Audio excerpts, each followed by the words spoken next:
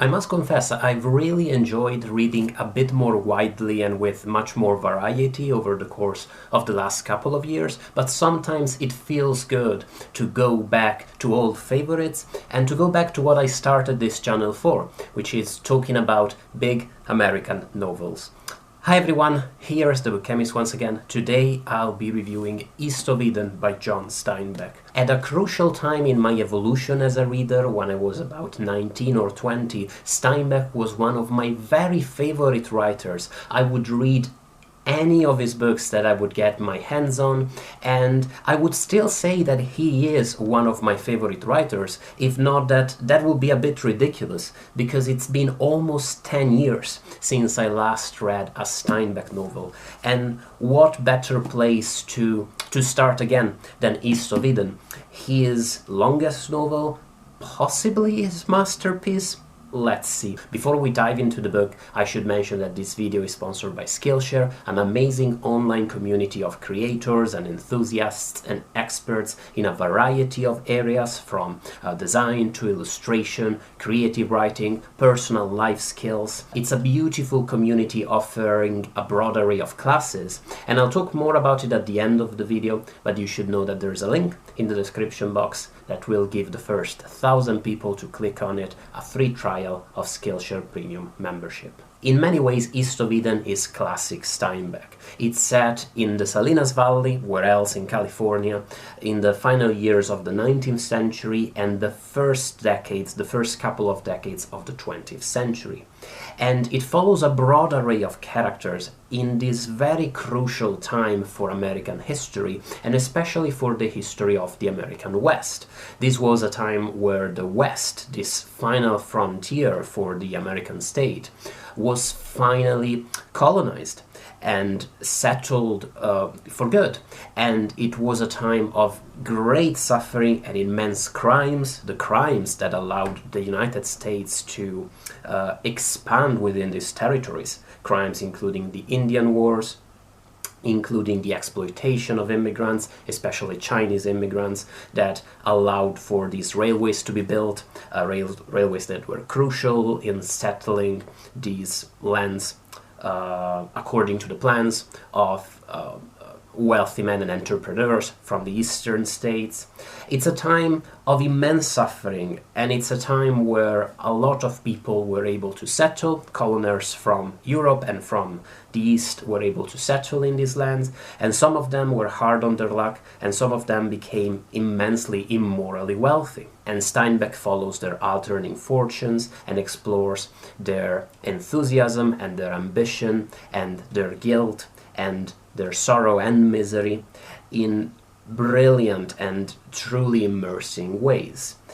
But while it's a classic Steinbeck novel, this is the kind of fare you find in any Steinbeck novel, it's also a very strange novel. First and foremost, it doesn't really have a clear narrative structure. It features a lot of descriptive and even rambling passages talking about the natural landscape of this area, talking about the various phases of this area's colonization from Eastern immigrants.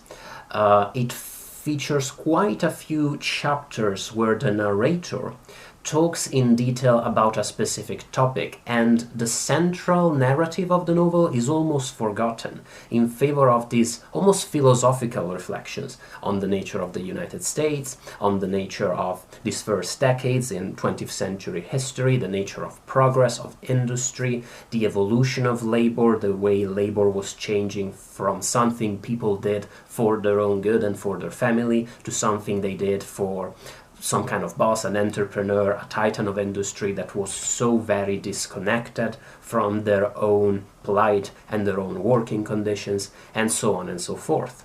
Even when it comes to the main narrative of the novel, to the narrative skeleton of it, it doesn't really follow a standard, a straight structure, and it doesn't even follow any kind of easily intelligible structure. To put it differently and to put it more simply, some of the characters that are very important in the early part of the novel, that would even be called the protagonists of the early chapters, completely disappear by the time the novel is over.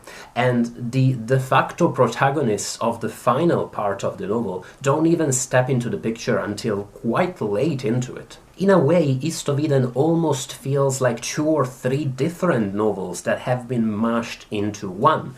And this is definitely inelegant and supposedly shouldn't really work. To put it simply, it's rather difficult to care so deeply about characters that don't really even come into the picture until very late, or to simply forget about other characters that you had grown attached to earlier into the narrative. The reason why this works is just because of, well, Steinbeck's sheer genius when it comes to showing the inner demons and the inner concerns and all the various things that make the lives of these various characters difficult, in fact impossible. Steinbeck has this gift for making you care about the plight of poor, hard on their luck workers out in the fields of, the infertile fields of California.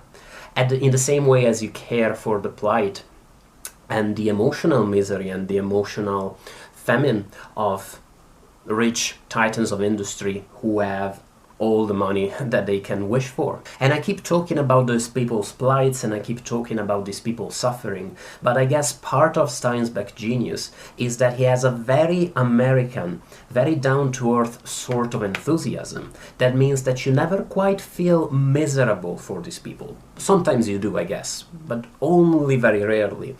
It doesn't, this character situation is not presented as something that you should pity or something that should deserve your tears. This is not a Thomas Hardy novel where you realize just how miserable the life of these people working the land, of these people from the humblest classes actually is. Or to give examples from other places, Giovanni Verga is an Italian author that I personally love and that talks so convincingly about the life of the most desperate classes within society, the most desperate people within the working class. Nothing of the sort. In fact, Steinbeck is very good at transmitting the enthusiasm and the lust for life that these people manage to have and to preserve, even in these so very difficult circumstances. The Hamiltons, in this sense, one of the key families at the heart of the novel, are the quintessential Steinbeck family, because they are dirt poor. They live on a big plot of land that gives them basically no cattle, very little vegetables, very little in terms of food and sustenance. They are an immense family that keeps growing and growing, and yet they all have such an enthusiasm for life. Especially Samuel, the head of the family, is so hungry for new ideas and new developments, and is always excited about discussing any sort of development with his neighbors. He's a good man, he enjoys talking, he enjoys stories. They just find so much contentment in this simple, extremely difficult life they are living. And this contentment is transmitted through the narrative. Reading Steinbeck is one of those experiences that brings you back in contact with the truly important things in life, with what really matters, with satisfaction in your interactions with your fellow humans, in satisfaction in your work, in enjoying the fruits of the soil, in being a honest person and finding enough there to satisfy your needs and your ambitions. Now, I mentioned all those digressive passages about philosophy and about theology and about history.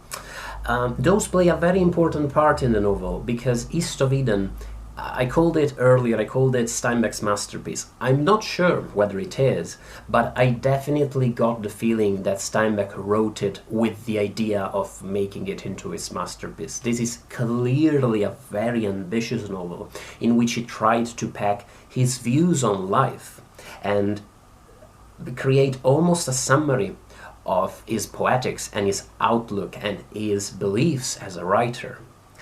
And he tried to drape all of these beliefs over this very complex, twisty-turny skeleton of a story. In particular, East of Eden is structured around the biblical myth of Cain and Abel.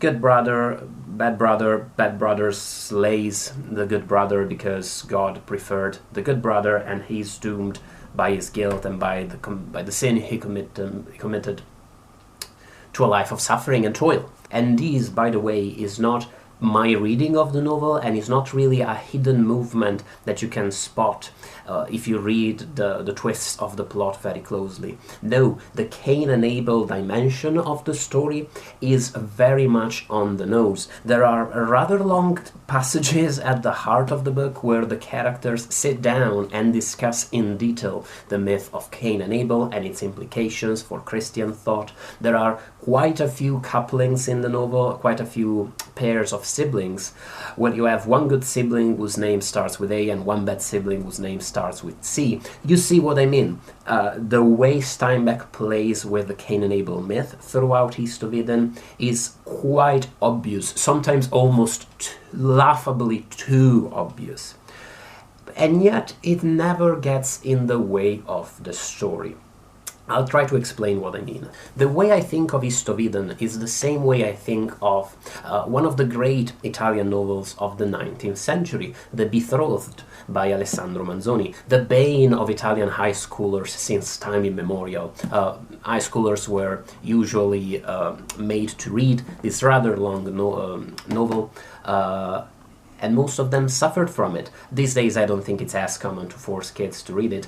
But anyway, The Betrothed, I Promessi Sposi, is a very Catholic novel, and its narrative is all structured and moved by this concept of providence, the Christian concept of providence, the idea that God provides for his flock, for his sheep, and his faithful. And when I say this, I realize that this makes the novel sound either just simply boring and old-fashioned, extremely, even monstrously artificial, or at the very least it makes it sound like it won't really be of any interest to somebody who, like me, is not a practicing Catholic and most definitely doesn't really believe that God is somewhere watching on his sheep and providing for them based on, whatever difficulties come their ways. But what makes The Betrothed still an incredible novel, what makes it a great piece of literature, is that this conviction that the author holds and that is perceivable throughout the entire narrative never comes in the way of the story, never shapes the way this world is presented in ways that make this world unbelievable. This is not a world where everything goes well for God-fearing Christians and sinners always go punished. If anything, this is a world where the Spanish forces that occupy Lombardy and the wealthy people of Lombardy who have lots to gain from this occupation oppress the poorer classes in so many brutal, violent ways on a daily basis. It's a world where working people and farmers and the lowest people in society have to strive and to fight, even just to survive. They don't even have enough money to buy their bread. This is a world where the plague is devastating Milan, where innocent children, innocent people die left, right and center everywhere. That concept of providence that I mentioned is simply a way that the author has and that the narrative has to try and make sense of this world, of this crazy world of immense suffering that we all live in and that feels very real and very relatable. In this sense, you can definitely read The Betrothed if you're not a Christian, if you're not a Catholic, if you don't believe in providence, and still enjoy the experience and still appreciate the narrator, the narrative's different perspective without really necessarily having to buy it. And the same happens in East of Eden. Steinbeck's Christian and theological and philosophical views never force his hand when he's writing the story of these characters. Pain and suffering comes in the way of very good, wholesome people in this book, time and again. Evil goes unpunished, good goes unacknowledged, all the time. This feels like a realistic, like a relatable world. And those theological ideas that I mentioned simply offer a key to interpret this world that the novel is trying to argue for, that it's trying to present.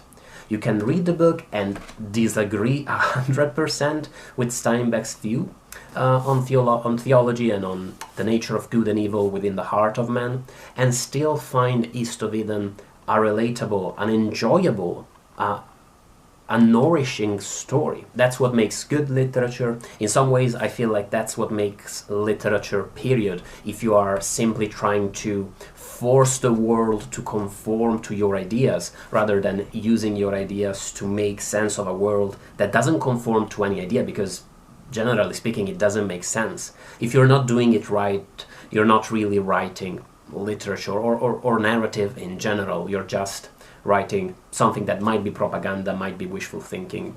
It's just not going to be a good story. And East of Eden is a good story because of its ambitiousness, because sometimes its ambitiousness is even too vast for its own good. I'm not that sure, once again, that this can really be called Steinbeck's masterpiece. I would definitely need to reread Grapes of Wrath before I express myself on this, but I definitely think that other of his works, most notably of Mice and Men, but I'm also thinking of Grapes of Wrath, Pastures of Heaven, is a collection I personally loved when I first read it. I definitely think that other of his works offer a clearer, more succinct understanding and view into his poetics and into his immense gifts as a writer.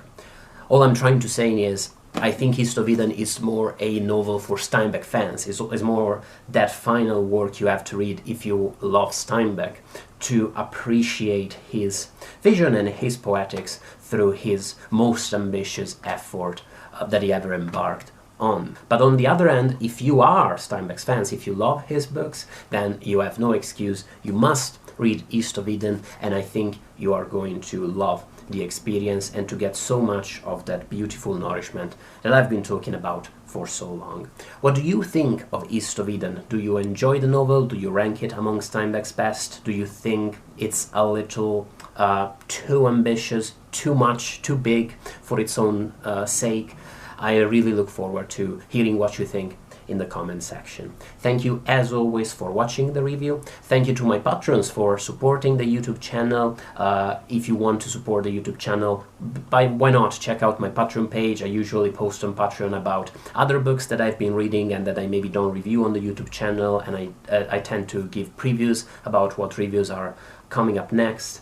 And thank you to Skillshare for sponsoring this video. As I was saying, Skillshare is an amazing website offering a variety of video classes on all sorts of subjects: illustration, design, writing, and so on and so forth. It has a beautiful community feeling. The creators offering these classes are always excellent at interacting with the people taking these classes, and you can share your progress with other people taking your same class, and it definitely has a very supportive, very friendly atmosphere. A class that I've been enjoying recently was Everyday Minimalism by Erin Boyle. My fiance is a huge Erin Boyle fan, and after watching Erin's classes on Skillshare, she's been going around the apartment doing all sorts of micro improvements to organize the way we display our stuff, to reduce the amount of stuff we use, and in general to create a more relaxing, more peaceful atmosphere within our home space. And I watched the class myself